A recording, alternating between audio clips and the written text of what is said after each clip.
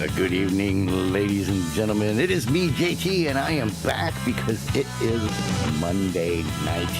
You know what Monday night means? Yeah, buddy. Very special edition of Avenger Pretenders tonight. Why? Well, because we have a very special show that we're going to talk about, and that is Punisher One Last Kill. And holy crap, man.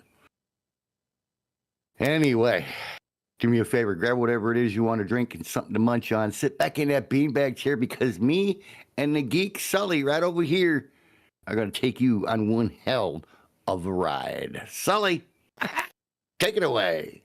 Well, all right, if I must, then I will. Hello, everybody. Welcome to Avenger Pretenders. Oh, wow, special edition. Because, well, let's face it, after Daredevil finished, they decided, here's a special presentation of the Punisher for you. No, they decided, let's fuck you up even more. Oh, yeah, also true. Also true. And, man, let me tell you. Oh, man, I tell you. Woo, and, you know, this... Go ahead. This episode hits on so many levels. Yep. You know, especially for me as a combat veteran, you know, and the things that I've seen, the things that we know people have seen. And I have a couple of friends that I know that have gone through exactly what Frank Castle goes through in this episode. Oh, without a doubt. As far as like the flashbacks and dealing with the PTSD and dealing with the survivor guilt and all those kind of things. So this episode is definitely going to touch a nerve with some people. Yeah. But hopefully it will help them to get the help that they need. Without a doubt. Without a doubt. Without a doubt. On the other side of that, this episode is just bonkers, dude. The fight scenes in this show is what I expected to happen in episodes 7 and 8 of Daredevil with Kingpin after he lost his wife. Yeah. Yeah. Let's face it. When it comes down to things, first of all, hello, Klinger. Hello, Lady Death. I know Carol's probably around there somewhere. Good to see you all. If you haven't watched The Punisher yet, spoilers. It's been a week. It's been a week. And by the way, I have to call her out on this. Uh-oh.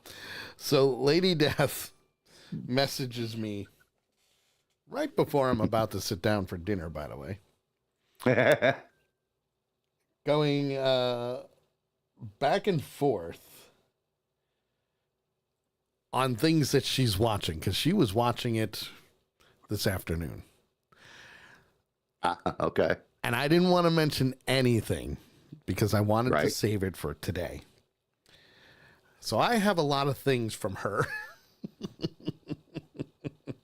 where I'm like, we'll talk about it later. We'll talk about it later. No, trust me, we'll talk about it later. And we will talk about it. I promise you. I promise you. Well, it's funny. I had to laugh because I messaged you after I watched it earlier. What was it? Sunday, I think it was. And I just simply said, holy Wednesday. Crap. They sure weren't joking about the gore and violence. That's for sure. Yeah. Yeah, no, you watched it before I did the first time. Right. And I'm like, you know, I put it one level below Hacksaw Ridge. And Hacksaw Ridge was pretty bloody. Hacksaw Ridge was a gore fest, you know. Well, I mean, it was. So was this. So first and foremost, Punisher One Last Kill was written by John Bernthal. So if you didn't pay attention to that, he helped write this 48-minute special. This storyline, and I did my research on this because I'm like, no, this is very familiar to me. basically takes the entire story of Welcome Back Frank, which was written by Garth Ennis and Steve Dillon, where Punisher went after the Nucci family. I want to say hi to our good friend from across the northern border, Miss Carol. She's with us tonight. Hi, Carol. Good to have you there. See, I told you she was there. Now, this was a 12... And correct me if I'm wrong, this is supposed to be taking place pretty much the same time frame as Daredevil Season 2 as well, right? Yes. Okay. Exactly. So that's why he wasn't in. That's why he wasn't in Daredevil. So here's how this works, okay? This one-off was during Daredevil and before Spider-Man, which comes out in July. Okay? Now, as I was saying, it took heavily from Welcome Back Frank. It's a 12-issue miniseries written by Garth Ennis and Steve Dillon. The darkest of the dark. Big Tank says, sick 51 minutes of nutsiness. Right. Yes. And obviously we want to say hi to Big Tank. Now, before we get into the breakdown of this entire episode, excuse me, the first thing Lady Death says to me is, this is John Wick. Yes and no. And I have to state that. Yes and no. Because Christy said the same thing. It's John Wick. It's just John Wick. Of course, now Christy didn't watch the whole thing because she was working on something, right? But me having a sound bar, it's loud. So you hear everything. Now, one of the things that Christy says to me while I'm watching this and she's working is, and I quote, if they just leave him alone, he wouldn't be doing the things that he's doing. Not wrong.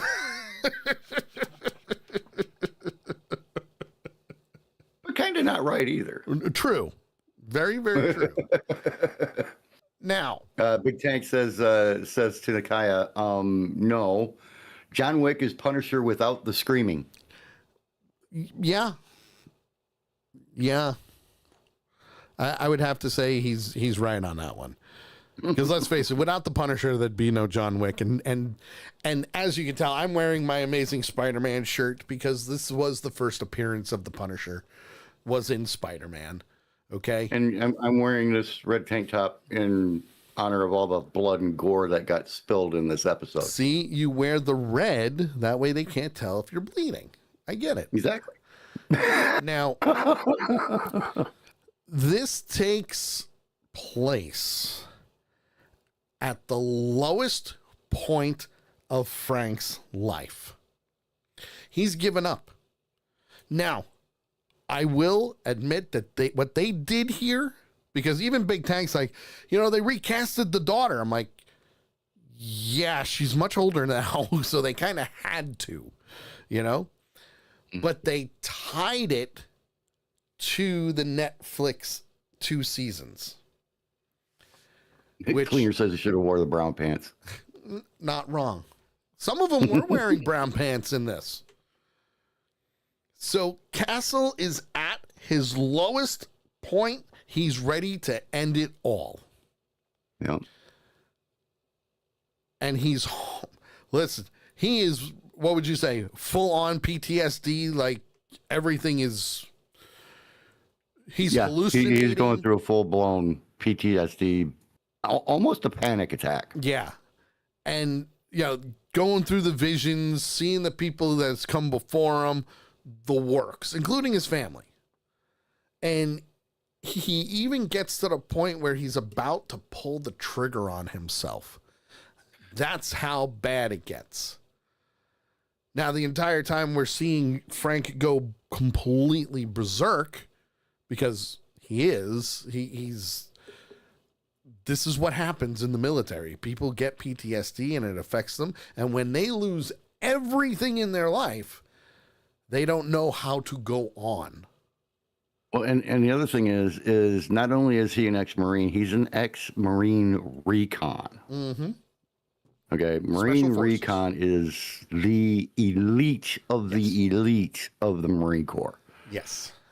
As well as one of the elite of special forces or special tactics units in the world. Yes. So they do some really messed up crap. Now, while this is all happening, we're seeing news reports of the Nucci family members that are taken care of by Mr. Castle as the Punisher. Numerous news reports. And let's face it, Castle can hide in an instant. Okay? Well, he's hiding in plain sight. Exactly. You know, which is not what people would think he would do. Right. Now, some people believe that the Nucci crime family in the Marvel Universe, I say Marvel Universe because it's not just the comics, it's the movies too, were the real reasons that his family was killed. So clearly, revenge. And he took out all of them except for one. Nucci. The head. The head of the table. Question. Yes. Does Frank Castle have an inner rule that a lot of the people like this will have about hurting women? No. Kind of did he not kill her because of that rule with himself? No. But we'll get to that. Okay. We'll get to that. Our first conflict involves a veteran by the name of Johnny. He's the first man you see. He's got a little dog. His little dog, Camo. Yeah, I love the name. I loved how they were pulling up to the restaurant and they're like, yeah, we're going to eat good tonight. Yep. This is it. Where we're going to be eating like kings. Until. Yeah. Johnny gets jumped by some hoodlums. Now, mind you, this is in Little Italy at the present time. Most of the Nucci family are dead. Therefore, the neighborhood is in chaos. And as Nakia says, then comes a douchebag. Yeah. A little bit of a side note. I had to take organized crime in college as a social science. Mm-hmm. I'm sure, due to history, everyone would agree with me that most organized crime families, actually kept their neighborhoods very clean. Yes. Not a lot of crime, aside from what the families did. They kept things clean. And if you went on someone's turf, causing trouble, they took care of it. They took care of their people in their areas. This is a proven thing. Agree 100%.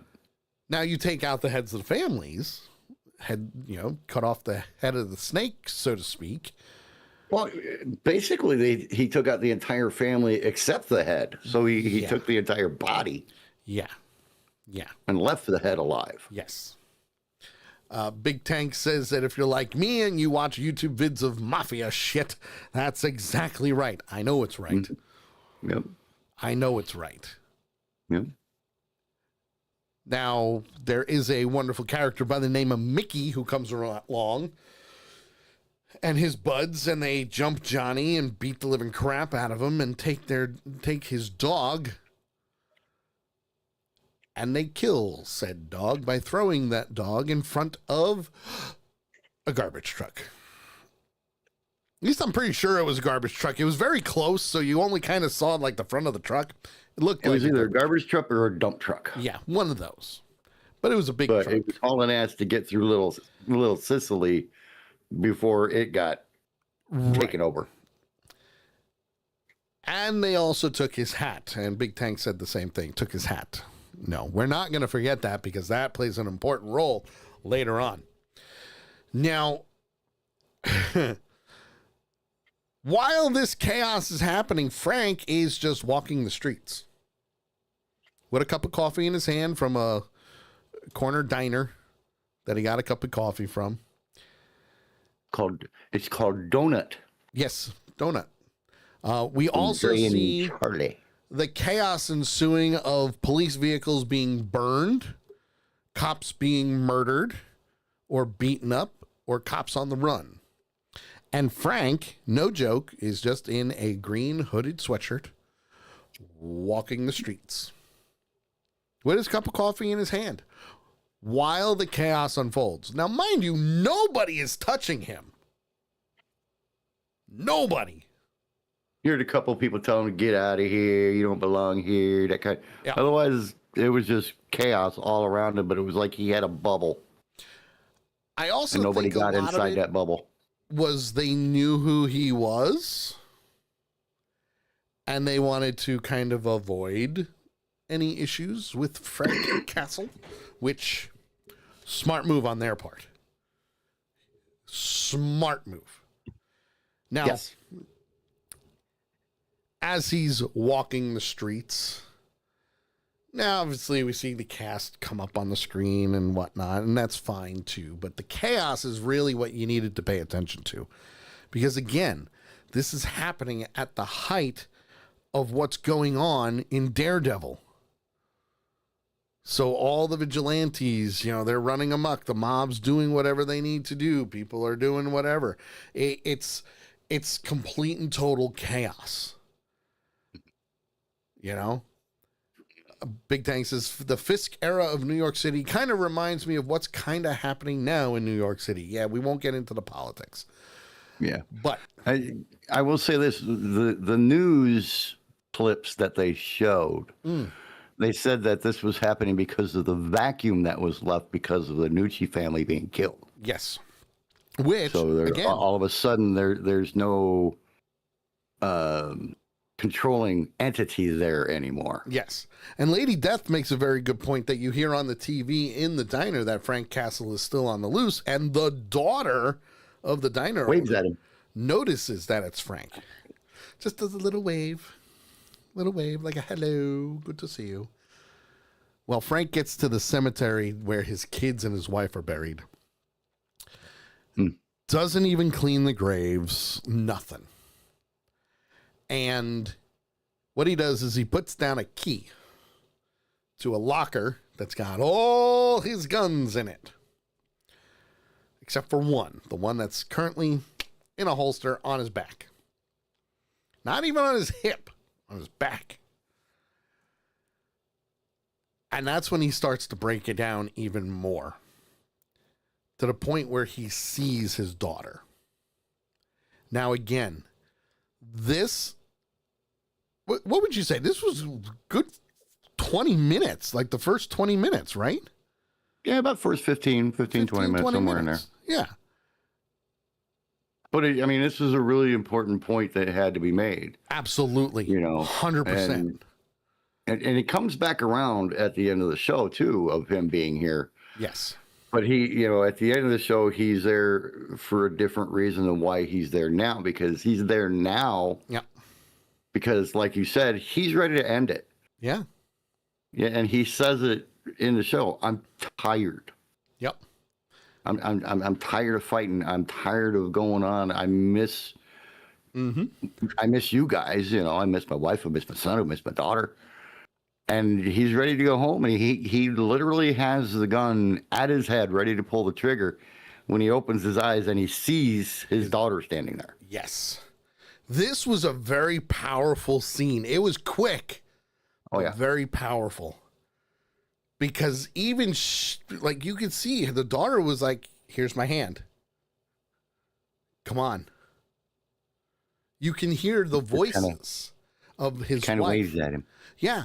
And the other thing is, as this is happening and he sees Lisa standing there, that's when he goes, I can't do it. Yep. Which I already talked to my dad about this because my dad brought me into comics and all that. This is the Punisher, folks. This is the Punisher. He's tormented. The visions of everything that he has gone through, the loss of his children, his wife, his entire family, everything. Yeah. Nailed. I mean, it's poignant because in this little segment, he sees visions of his son at swimming pool. Hey, Dad, watch this. You know, that kind of thing. Visions of his daughter asking him to read him a book. Talking to his wife laying in bed next to her. Yep.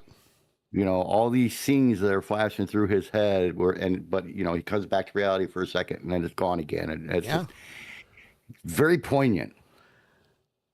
Now, Nakia put it very nicely. He's broken and bleeding to the soul. absolutely. Absolutely. He's got nothing left to live for. He's done. He's checked out. He needs a purpose. Instead of pulling the trigger, he gets up and goes home. While he's walking home, the chaos is still happening. But now he's being haunted by visions of Hoyle, who, if you remember from seasons 1 and 2, JT, I know you didn't watch it. It's fine. Right. You're okay. That's okay. I know who you are. He's one of the guys that was on his team. Also used to help him out, but was taken out by Jigsaw. They killed him. So he's haunting him now. All the people that he ever fought with that are dead are haunting him. And then comes the part where we finally see the antagonist of this 51-minute film. Ma Nucci. Ma Nucci is the head of the Nucci family, and she goes into full-on detail in her wheelchair about him taking out every single one of her children. And she stops him members. cold to get his attention by calling out his full name. Frank Castle. And he freezes. He stops. How many people are going to call him that? Right. You know? Now, Lady Death makes a good point that she is played by Judith Light. Yes. We had this conversation. we had this before the show. Now, for those that don't remember who Judith Light is, she is the mother in Who's the Boss. I said she aged rough. Again, she's 77 years old. And for this role, obviously, she's in a wheelchair and all that. So, yeah, it's going to be limited to what she can do. Yeah. But man, the way she took that dialogue, and he just sat there and took it all, was extremely powerful. I mean, we talked for the last 8 weeks. We've been talking about how well they cast the character of Wilson Fisk. Yep. This is another case of that. They did a The only great difference is job. she only had 5 minutes to prove it. Yeah. She did. She was not on screen very long, that's for sure. Maybe 10 minutes. I'd say maybe 8 minutes in the entire episode. Yeah, probably tops. Yeah. Because she absolutely killed it. Yeah. Killed it. And she went into detail on how he killed every single one of her family members. from her cheating husband to her youngest son. Yep. With 2 in between. Yes. And the fact that he killed her son in front of her kind of brings it all around in one circle. Yeah. And I love how she did it too. Mm-hmm. You know, she had just as her son was being killed by him, she looked up at the clock in the car. Yes. And it was 6:47. 6:47 p.m. p.m. And she's very specific about that, p.m. Mm-hmm. And then she proceeds to inform him that at 6:47 p.m., a mass message is going out to everybody. Every criminal All the hood. in Little Sicily, Yep. every scumbag and lowlife that works for her is coming after him. Even ones that don't work for her. Oh, yeah. Oh, trust me, because listen, everybody. you know as well as I do, they put a price on his head.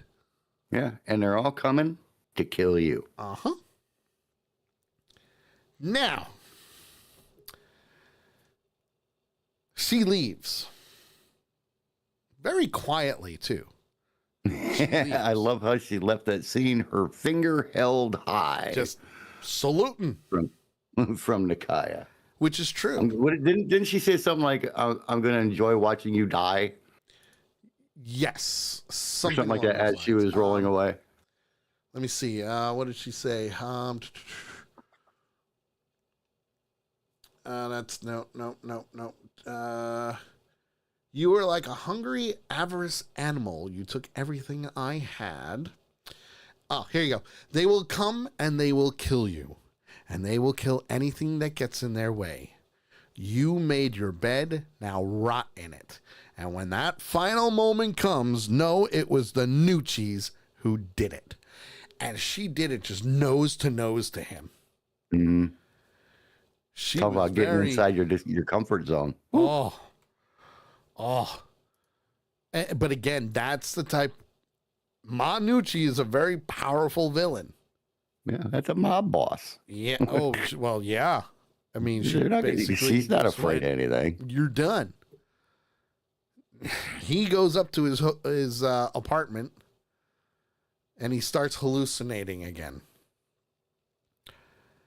Only this time he's hallucinating that Karen is there. Miss Page. Mm-hmm. Now, Karen and Frank have a very interesting past, especially with Daredevil seasons 1 and 2 and with Punisher season 1 and 2. They have a very, very interesting past. And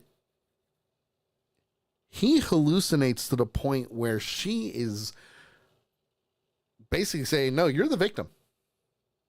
And you chose this life. Oh, he was never a victim. Oh, never a victim. That's right. Never a victim. This time he is.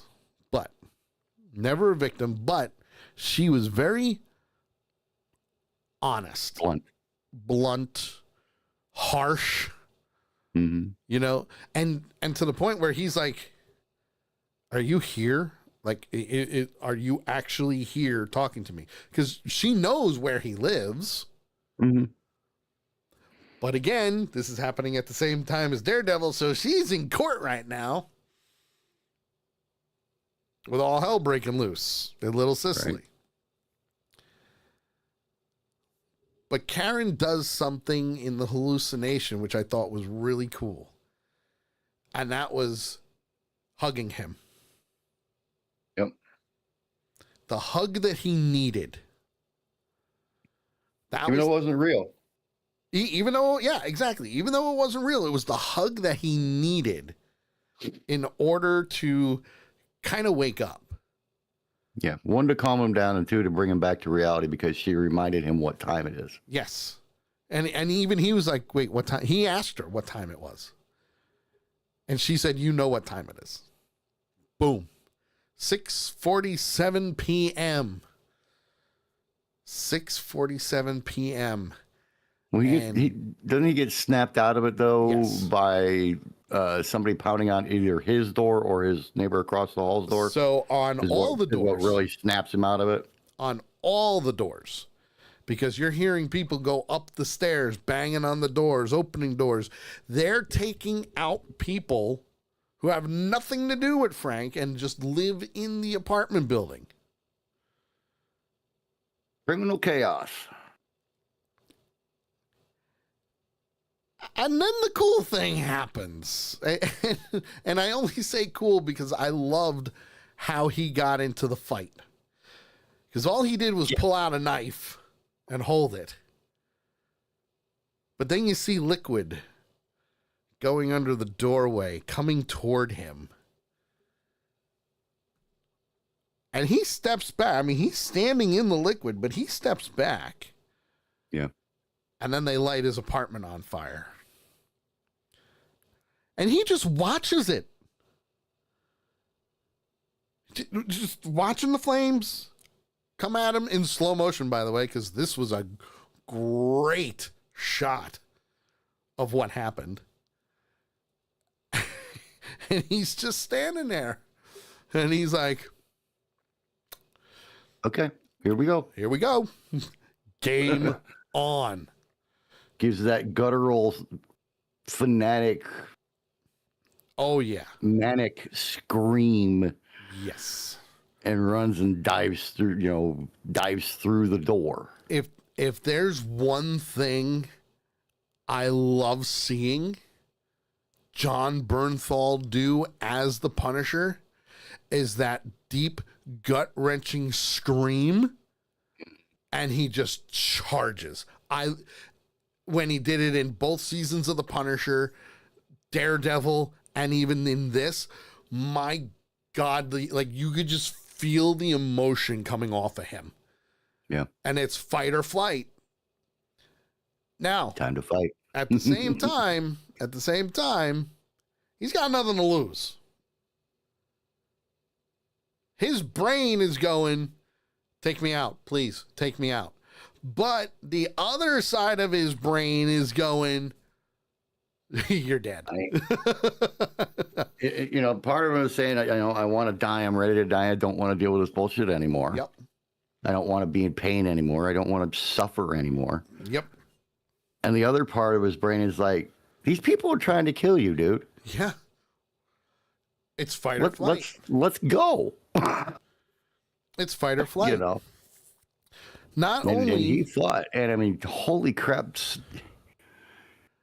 Now, if we're going to compare things, before we even get to the gruesomeness of this, yeah, if we're going to compare things, and I know we're going to talk about it when we do our rating,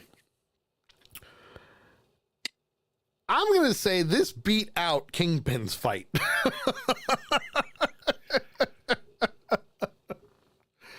For a few reasons. Okay. One, we know Kingpin killed a few people off screen. We know this. Okay. Oh, yeah. Oh, we also know that, yes, Kingpin flat out killed people with his bare hands. However, so did Frank. mm-hmm. Not only did he kill people with his bare hands, but he killed them with a knife. But we'll get to the other part in a little bit, and I know the part that Lady Death is waiting for. We'll get there. Don't you worry. He killed him with a knife. He killed him with a handgun. He killed him with a shotgun. He killed him with a machine gun. He killed him with a machine pistol. Don't forget, he threw a couple people off the balcony too. I was just going through the weapons he used. He threw 2 people off the balcony. At least. He choked a couple of people. Yep. Broke a couple necks from kicks and punches, and it's similar to Kingpin. Yep. The thing you have to remember is at this point, he's no longer thinking. He's in survival going mode. Purely off of instinct. He's going off of training. He's going off of experience. As Lady Death just said, I believe I can fly. Until I hit the landing pad. It's not the flying that hurts, it's the sudden stop at the end. But I mean, he's also worried about saving the people in the apartment building. Yeah. Because he made some starts hellacious long-range shots. Yeah. But he starts off with saving Isaiah and his mother who live across the hall. Told them to get out of there, you know. And as he's going through, well, now he's outside and on the balcony. He's taking care. Now he's got a gun. You don't want to give Frank Castle a gun. Or a weapon of any kind. Yeah, no, you don't want to mess with him at all, really. But baseball bat. That's the one I forgot. An aluminum baseball bat. Yeah. But we'll get to the special one in a minute, I promise. This entire fight scene, what would you say, about another 20 minutes, right? It was a long fight scene. It was a long one. I'd say 15, maybe 20, somewhere in that range. Yep. Lady Death, the axe. Yes, you're right. Yep. He also had multiple axes, actually. Multiple knives. He did his due diligence for sure. Even went down a few levels, took people out, and had to go back upstairs because he couldn't get out the building. Right. To the point where not only that, but he's watching people being slaughtered on the streets. Yep. And who's on the street? Oh, what I loved this. So, when everything went down and everybody's fighting and Castle is up on the roof looking down, all he sees is Manucci right in the middle of the street with her aide or her driver. And bodyguard. She's just sitting there watching everything. And I'm like, that's ballsy. That's ballsy. Like we said, she's a mob boss. Right. This is her neighborhood. This Absolutely. is her area. Absolutely. You know, he does get down off the building, by the way. He bounced a few times. Yeah. He did. He definitely did the "I believe I can fly." Oh shit, that hurt. Yeah, yeah. We were a couple times, that. Especially the last one where he bounced off of one bus. Let me be specific. One school bus into another school bus. Yeah, we call that the Peter Pan test flight. It didn't work. Mostly because he didn't have pixie dust or happy thoughts. Or wings. Or wings. But it was the only way he was the only way he could get away. Yeah. He was trapped on the edge of the building. He had two guys coming after him with guns. He kind of looked over and said, shit, and jumped. The other thing is when he finally gets up and he's limping, because he's limping. You know, he's been shot and stabbed a few times, so he's hurting. Well, he got hit in the arm. Yep, got hit in the arm. I think he got hit in the leg too. Slashed. I think his leg got slashed when the first guy with the knife came at him. Yep, but he was walking it off. That's for sure. The adrenaline was pumping so much that you're walking it off. When he gets down to the street, he grabs what is it? He grabs the bat, right? Takes out the guy off the motorcycle. Takes a couple of people off of motorcycles out with the bat. And he's starting to go toward Manucci, who is now rolling away in fear because, oh shit, Frank Castle's coming for her. He wasn't supposed to get this close. Yeah, no, he was supposed to be dead by now is what it was. Right. But in the background, he hears screaming from Donuts because Dre, Charlie, and Debbie are being attacked in the inside. Right. I think what really caught his attention was when Charlie screamed daddy. Yes, because Dre was getting his ass kicked. Yeah. And, I think his mind kind of flipped back to his daughter at that point. Yes. For a second. And, he fought with himself of, Oh, am I gonna get the bitch, he just went all out. or am I gonna save the kid? He really did. He went all out. And let's face it, he even, like, you could see he's just like, son of a bitch. Yeah, he's fighting with himself, but he knows what the right thing to do is. Yes. And he does it. He goes Yes. over, saves Dre, saves Debbie, saves Charlie. Debbie and Charlie are now on the inside. Dre's kind of, on the outside, but he's good. He's getting back in. And clearly, some more criminals are still in the diner, and Frank takes care of them. One of which was covered in tattoos and comes charging through the door. Now, this is the part where Lady Death's message and Christie's thought all came crumbling together. For the thought of, if they just left Frank alone, this wouldn't be happening. That's number one. And number two, in John Wick, John Wick is the person that they hire to go after the boogeyman. And he has been known to kill someone with a pencil. Well, Frank Castle said, screw you, I'm doing it with a pen. Not only did he do it with a pen, but he kicked the living shit out of the guy with the pen. I lost count, but I lost count at like 15. Now, see, you were keeping track of how many times he was going after the guy. You know what I said after it was done? I went, well, the pen is mightier than the sword.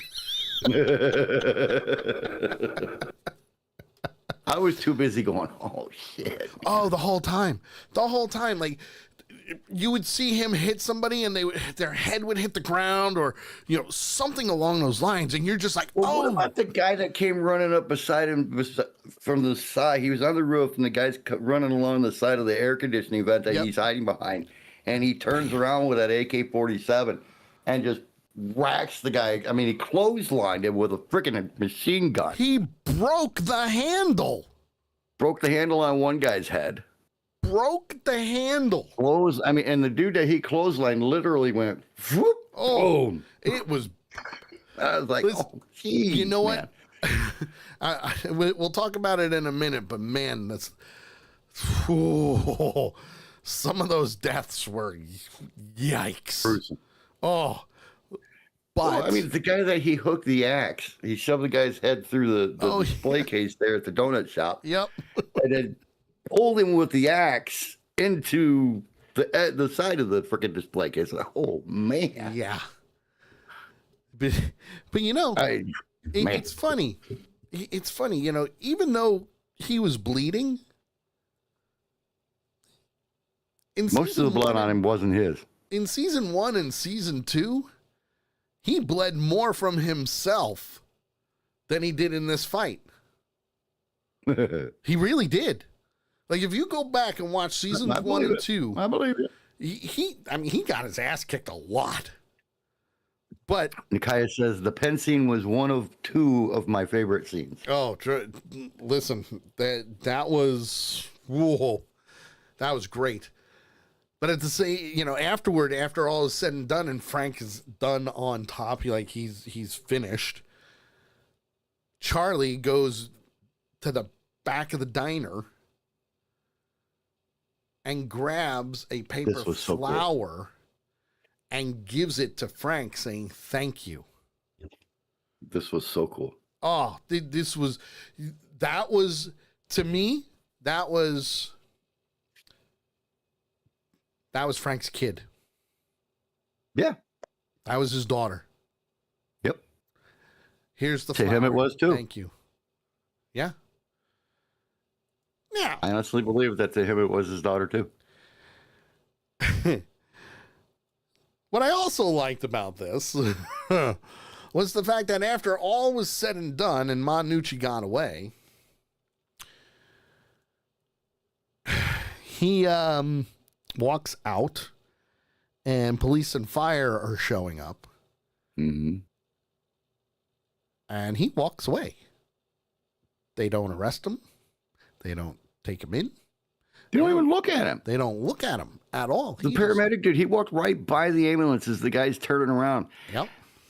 You see a guy walking by who is soaked from head to toe in blood. Yep. And you don't even go, hey, need a little help? Yep. Nothing. No, it's like he wasn't there. Yeah. A ghost. But he ends up at the cemetery at Lisa's grave. And this time, however, he cleans off all 3 headstones.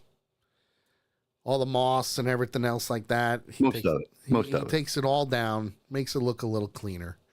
And he sits right there on Lisa's tombstone, leaning up against it. And he says, you know, baby girl, I think I'm going to continue. I think I'm going to go on. Because I met somebody that reminds me of you. And then he starts reciting One Batch, Two Batch, which again ties to the Netflix series because that was his daughter's favorite book. In the flashback, that was also the book that she was holding that she was asking him to read. Yep. Her favorite book. He knows those lines like the back of his hands. And that's when he decides that he's going to take on the mantle of the Punisher again, because after he says those, he sees the key to his locker. That same key that he left, and he picked it up. And then we cut to scene on the streets in Little Sicily. Oh, that douchebag Mickey is back. Oh, yeah. And He's a nice guy. Mickey tries to do what he was doing. Either you didn't hear me or you ignored me. Oh, I ignored you because he is not a nice guy. He killed a dog. You know, that Buck Cashman's a nice guy. I don't think he would kill a dog unless he's being attacked by said dog. Right. Okay? Especially a little ankle biter dog. Yeah. Mickey is a douchebag. I will not give Mickey the nice guy mantle. No way, no how. But that Buck Cashman. Mikaya agrees with you. That Buck Cashman, however, he's a nice guy. It'll keep going, folks. Trust me. So Mickey tries to take out a couple of women and steal their purses and all that. And Frank catches him, knocks him down. Now, here's the funny part. He's got a gun pointed right to Mickey's chin. Oh. Oh, he did? No, he did not have the gun yet. Well, yes, that's Knife. true. Knife. He pulled a knife out of his vest. Yep. Held it to his nose. To his nose and then moved to his eye. Across the street, however, Johnny is there. Behind him. No, he was across the street. He was across the street because Johnny wasn't anywhere near the Nucci restaurant. He was across the street. And he goes, hey. Now I'm saying these words on purpose and to quote. Yep. That cover is mine. But what got him was he called him Devil Dog. Devil Dog, because he knew. Devil Dog, if you're a Devil Dog, that cover's mine. That covers mine. And Frank, without missing a beat, takes it and gets it back to Johnny. There's a few things that you need to understand about Frank Castle. Number one, as you've learned, do not go after children. He will not hesitate. That's number one. Number 2, if you served in the military, don't do it. He'll take you out. Number 3, and this is a true thing that happened in the comics. In the original Civil War storyline, if you're a villain, he's coming after you. Doesn't matter. He's going to take you out. One villain switched sides and was helping Cap and his team against Iron Man and his team. And Punisher killed him in cold blood in front of Captain America. Captain America beat the living shit out of him. And Frank Castle just stood there and took the beating. Didn't raise a finger, didn't raise a gun, didn't tell Cap to back down because he respects Captain America. Mm-hmm. As Lady Death put it, he's honorable. Yes, he is. Don't mess with the Punisher. If there's anybody that you're going to want on your team, it's him. But don't do those things. Well, here's my favorite part. Yes. About the end of the show. Mm-hmm. It is Johnny looks at Castle and goes, "That's not the only thing that he took from me." Yes. And I think Mickey heard it because he hauled ass. Yeah. Punisher puts a knife into the back of his leg. Yep. Takes him down. Walks over, pulls out the pistol. He's pointing the pistol. And he looks back at Johnny. Kind of like, "Johnny, do you want me to do this?" I love how he just kind of... And Johnny just kind of gives a very, you barely see it, but a very minute nod. There was a nod there. He's like, mm-hmm. There was. Very, you had to watch to see it. And he puts a cap, I'm going to assume, right into Johnny's head. Oh, without a doubt. Right there on the street. Either in the head or square in the chest. Yep. Kills him right on the spot, as we like to call it. Now. And the guy says, and there's my second favorite scene. Indeed. Now, this did not feel like it was almost an hour long. No. It was so fast-paced, which was a good thing. This type of story needed to be fast-paced. Yeah. My God. All of a sudden, you're watching it, and next thing you know, you're at the credits. Now, the one thing that I am a little upset about... No post-credit scene. No post-credit scene, which is fine, because the story closed out. It's absolutely fine. We know he's going to be in Spider-Man. We've seen the trailers. We know he's there. We know he plays a significant role, too, in Spider-Man. Lady Death put, yeah, you blink and it was over. Very true. It was a long blink for me, but yeah. Yeah. When it comes down to us rating this, obviously we're going to do Punisher skulls. Okay? You have to. That's his emblem. Mm-hmm. That's the emblem that the AVTF used, and no, bad, because only one person can wear that, and that's the Punisher. And Nakia, to answer your question, no, this was a one-off. Nope, yes, exactly. It was a special presentation. I love how they did the old CBS special presentation thing at the beginning of it, too. That was awesome. I love that they're doing that, because it's very nostalgic. Well, I think it takes it back to the comic book era. It does. You think about it. Absolutely. Takes it back to the comic book era, which is really cool. Mm-hmm. The one-offs, the what-ifs. Oh, yeah. It's there. So now, since this is a special presentation, it doesn't matter who goes first because it's a special presentation. Correct. So, Nakia, you go first. because when we start up again next week, it's a different story. Right. Now, I will tell you, yes, I am bummed there was no post-credit scene, but I understand why there wasn't, because he's going to be in Spider-Man, okay? This was enough of the Punisher to see what was happening between Daredevil and Spider-Man.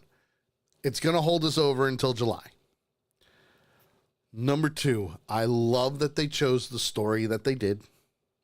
I love that they tied a lot of the comic elements from Welcome Back, Frank into this 51-minute slobber knocker. That's basically what it was. That's what JR would say. Good old JR would say slobber knocker. Yep.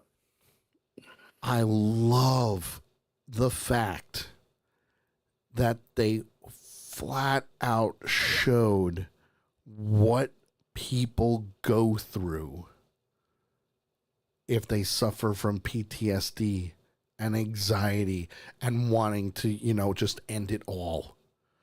I don't feel that's represented enough. It's a true thing. It's a problem in this country, not just this country, all over the place. Yep. It's a problem. And I love that they ended it with the credits of posting the phone number and emails and website if you need the help, to get the help. Talk to somebody. Just like we do a commercial for the Veterans Hotline. Do it. The blood, the gore, the stunts were amazing. And it was so down to earth and realistic. It was phenomenal. I am giving it 4.75 skulls. If it had that post-credit scene tying Spider-Man together, it would have made it a 5. Just saying. Just putting it out there. Would have made it a 5. But I understand why they did it. What are you giving it? Oh, he's thinking. You done? Yeah. I said, what are you giving it? I didn't hear you say that. Well, first, Nakaya. She says, I gave it a 4.75 skulls, 4 3/4 skulls. It would have been a 5 if there were more episodes. Yes, but this was just a special presentation. Loved the bloodbaths and fight scenes. Mm-hmm. For a one and done, it was perfect and had depth of character. Oh, without a doubt. Yeah. And not for nothing, seeing Judith Light as a bad guy since she was, the mom of moms. Hell yeah. She nailed it. Mm-hmm. She's got range.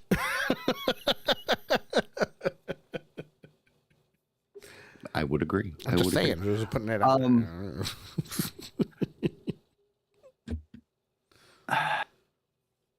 Many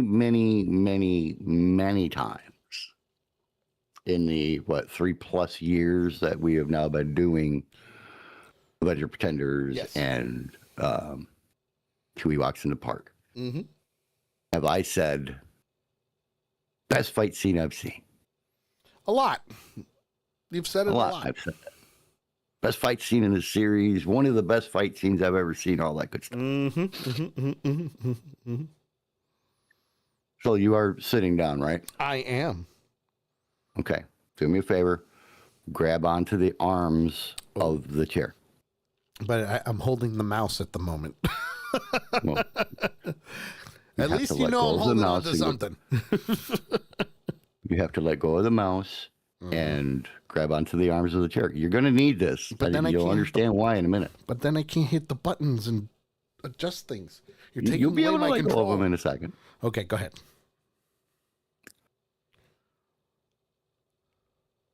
The main fight scene. Mm-hmm. So the middle 20 to 25 minutes of the show. Yep. Was better than Falcon and Winter Soldier.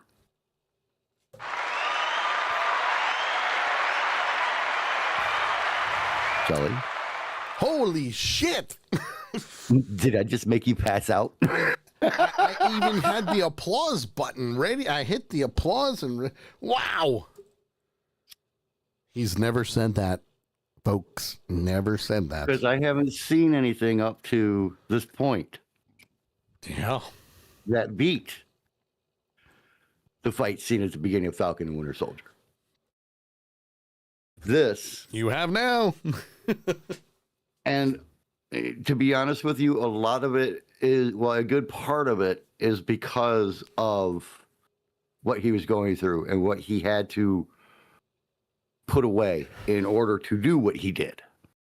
Yes. But at the same time, you look at all the weapons that he used, all the things that weren't weapons that he turned into weapons. It was brutal. It just everything that he went through in order to survive, not unscathed, very realistically, not unscathed. Yep. I mean, I think in reality, he would have been hurt a lot more, but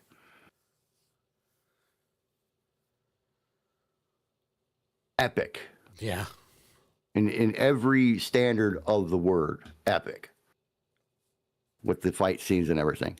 At least. The premise of the show. Holy crap. Oh, it was beautiful.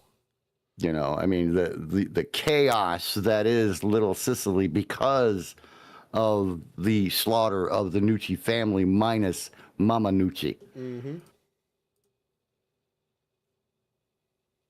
That was caused because of him, because he's the one that took out the Nucci family. Yes. Wow. You know, just the storyline for this was one of the most intricate but unsubtle at the same time storylines we've seen. Yeah. I mean, epic to me is the only way that you could describe it. I'm just glad that we're at the point where Disney is just letting Marvel do what they need to do. And it shows because, yeah, no, they didn't even go that far in Daredevil. No, they did. I mean, they showed a little bit of gruesomeness. They did, but not anywhere near no what they showed in this. And I know I've stated this numerous times, but before I even get to it, we need your rating. Okay. 4.9. Nice. 4.9. You get the applause button again, sir. I mean, the only way you can describe this one-off episode of Punisher One Last Kill is with the simple word of epic. Yeah, it was amazing. Now, and I know I've said this a couple of times. When Disney bought Marvel, I was a little weary of things. And the reason that I was... You were a lot weary of things. I was. Because Disney has a way of doing things, right? Family friendly, all that good stuff. But then they bought 20th Century Fox, right? So currently under the Disney banner, you have Lucasfilm, 20th Century Fox, Marvel. You got a lot of stuff that's rated R in there. You got a lot of stuff that's rated PG-13. All in all, there are very few characters in the Marvel universe that are R-rated or worse. Punisher being one of them, and Deadpool are the two biggest on the list. Okay? Now, don't get me wrong. A PG-13 version of the Punisher, meh.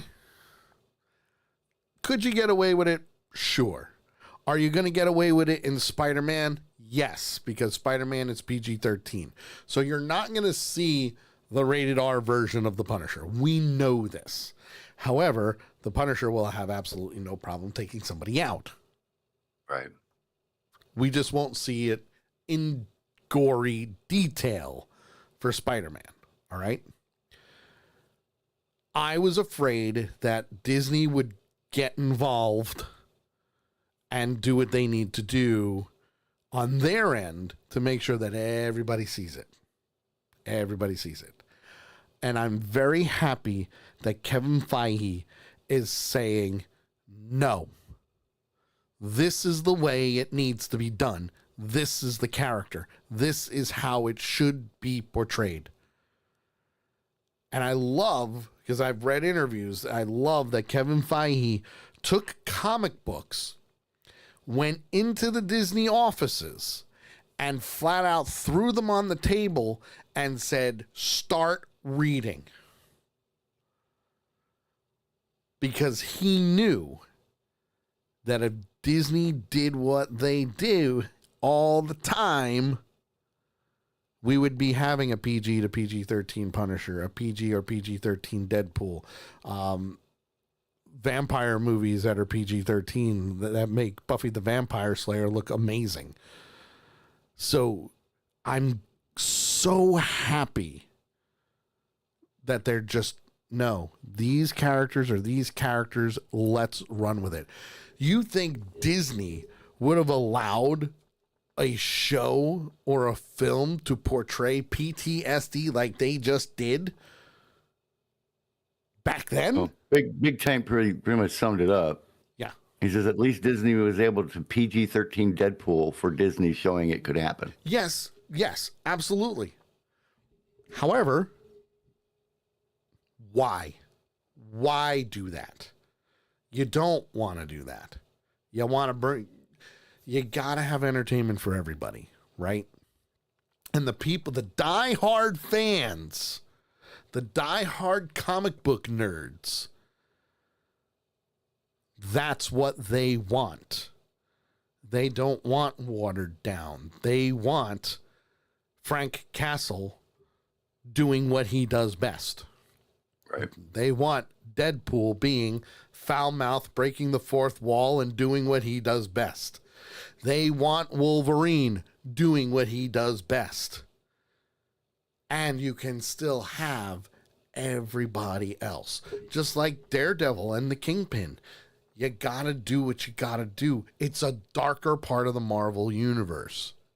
So... But he's got a dark side. Yeah, exactly. Big Tank says they placated to the mommies that are now screaming about what they grew up in. You know what? There are more women comic book fans now than back then. It's placated. Doesn't matter. I don't care. The point is, there are more women fans now than even back when we were growing up. Girls didn't read comic books. Okay? Girls didn't read comic books in the 80s. No, but tomboys did. Yes, tomboys did. And it was few and far between. And you know what? I am happy that there are more women comic fans than ever. I love that. But you can still keep things true to the source material. This is what they did. They kept it to the source material, Punisher, and I loved it. Loved every minute of it. I was kind of hoping JT would get that 5 in there, but I knew he was never going to give it a 5. That was close. That was close. Just saying. I mean, the only closer I could have gone would have been a 4.95. True. And I'm not going to break it down that low. No, you're good. You're good with your rating. So that, my friends, is the end of this special edition of Avenger Pretenders. We'll be back next week with 2 Ewoks in the park. I know. Crazy. Hopefully we won't have like 4 or 5 different Star Wars shows back to back. Last year killed us, guys. Like no Big Tank says, I'll give it the 5 just for not pushing up PTSD. There you go. That works. Absolutely. So next week, we'll be back with 2 Ewoks in the park, and we're talking about Darth Maul, Shadow Lord. And they're half-hour episodes, so we're probably doing 1 and 2 at the same time because Yeah, we'll do 2 episodes. it'll be over very, very quickly. And then, hopefully, I don't know if he's going to see it this weekend or not. He may wait a weekend, but hopefully we'll have a special edition of 2 Ewoks in the Park where JT and I will discuss the Mandalorian and Grogu film. Again, he may not see it this weekend. It's okay. I tell you now, we're not going to see it this weekend. You should. It's Memorial Day weekend, and if it rains, you should go see it. I understand, but it's not going to happen this weekend. I know. I'm just putting it out there. So deal with it. I might not even see it this weekend either because it's the little one's birthday weekend too. So Damn, I'm gonna Star work on Wars. it though because I want to see it. It's opening weekend. Hopefully you know the drill. Anyway, so that's So I got one question for you. yes. Who was right? For what? Do your close. Oh, well, yeah, I'm not done because we got to promote tomorrow's show. Don't cut me off like that, sir. Got to promote tomorrow's show where we'll be live for the Sully Show at 8 p.m. Eastern Time right here on Accidental Punch TV. We got a full show prep once again. We may take a trip to the trailer park this week. We've got trailers that Big Tank gave us that we still haven't touched yet, so we'll work on that. We'll work on that. But as for now, there he is, the redneck. Can't miss him. He's saying goodbye. I'm gonna say goodbye too because I am the geek Sully. And as always, friends, we'll see you tomorrow night at 8 o'clock. Have a great week. And as always, Thanos. Well, he was right.